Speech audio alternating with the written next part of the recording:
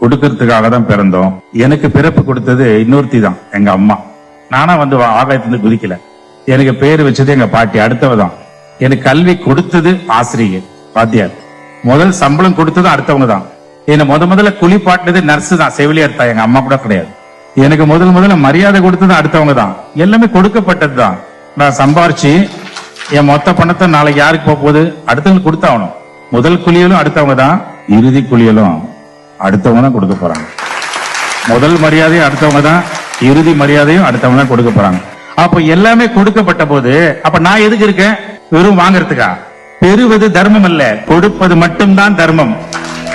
தர்மமித்திரன். அப்போ எல்லாமே வாங்கிட்டேன், கொடுக்கணும்ல. அதான இயற்கையினோட குணம்.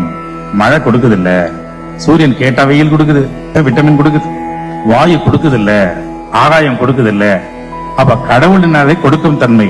நாமளும் கொடுக்கணும்ல. என்ன இருக்குதோ அதை கொடுப்போம். ஞானம் இருந்தா ஞானத்தை கொடுப்போம், உடல்ல சக்தி இருந்தா சக்தியை கொடுப்போம், பணம் இருந்தா பணத்தை கொடுப்போம், ஏதாவது கொடுப்போமே. தாமு சார், இந்த நிகழ்ச்சி ஏதோ ஒரு நிகழ்ச்சி நினைச்சுதான் வந்தோம். ஆனா இன்னைக்குதான் கொடுக்கணுங்கிற ஒரு உந்துதல் எனக்குள்ள வருது. இதுவே எனக்கு ஒரு பிளஸ்ஸிங்கா இருக்குதுன்னு யாராவது இந்த சமயத்துல உணர்ந்திருந்தீங்க